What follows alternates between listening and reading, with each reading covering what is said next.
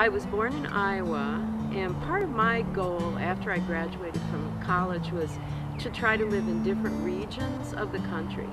I lived in Boston for a couple years where I worked at WGBH, and that was my one opportunity to meet a famous actor. I got to take sound one time for Kermit the Frog, and I met Jim Henson. That was really exciting. And during the break, I asked Jim if I could play with Kermit, and he said yes, and I put Kermit on my hand, and he said, "Hello, Deanna." It was very sweet. So I lived in Boston for a while, worked at GBH. Then I moved to South Carolina. I worked as an artist in residence at the Arts Commission there. And then I moved to Denver, Colorado, where I taught college for a year. And then I got a job offer here in Michigan at Grand Valley State. At that time, it was called Grand Valley State Colleges. And I got an offer to teach at William James College, which was a very unusual alternative school where students designed their own courses and their curriculum. And I knew it was a once-in-a-lifetime opportunity, so I came here. And then I just stayed.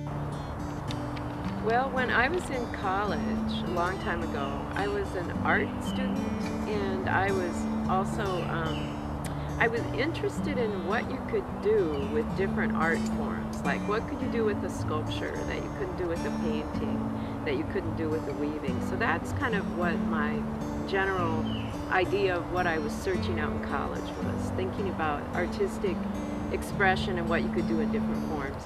And I took a film class, and in the film class we had to do an analysis of a TV commercial, and we pulled our, there was a box of commercials, you put your hand in and you pulled it out, and the one I got was Pillsbury Doughboy. And I went home and I looked at it and I realized I didn't know how this Doughboy was, how did they make it move? I didn't know. And so I asked my friends, how did they make the Doughboy move? Nobody knew. And then I did a little bit of research, and I found out that the way they made the Doughboy move was that, they would move the hand a little bit and then get the animator's hand out, and then move the Doughboy's hand a little bit, get the animator's hand out, move the Doughboy's hand, like that. And that it was that in between the frames, when the person was coming in and making the movements, that created this animation. And then, I was just intrigued by that idea. I was self-taught as an animator, but I did my undergraduate work as an art, photography, and film student at Iowa State University. I did my graduate work in film and teaching at Goddard College. I went to study computer animation at Sheridan College in the mid-'80s so that I could learn how to use computers in animation, and then I went back to graduate school in the 90s at the School of the Art Institute of Chicago, where I got my MFA in Art and Technology.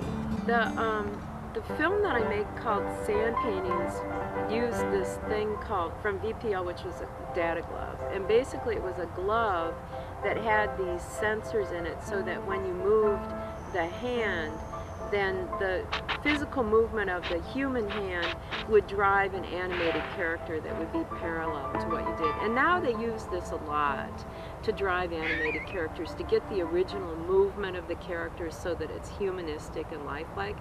I've been involved with this international organization of animators, and it's really a great treat, in fact, for people that live in Michigan, because here for a long time I was the only animator in town. So this was my connection with the world of animation.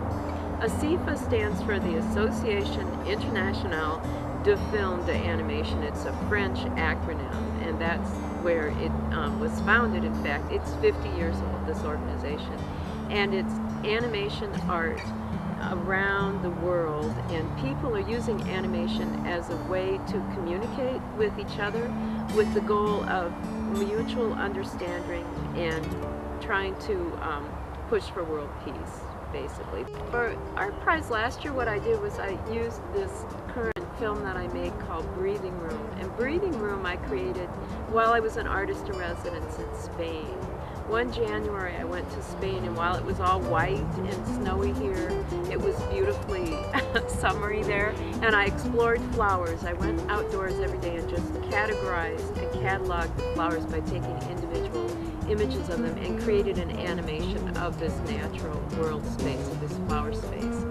So Breathing Room is a 4-minute film to music by Edie Harold, a musician from Ann Arbor. And at Art Prize, what I did was I projected it in an urban space at the Eberhard Center, or they also call it the Meyer Broadcasting Center. It's near the Public Museum downtown. It was projected in a window, and at night you could see it. So you'd be in an urban space where you would see cars and buses, and then you'd look up here and you'd see these flower images, you know, basically vibrating and pulsing in the window above you. Well, I just saw babies. I really like that. Let's see, my most favorite film that I rave about.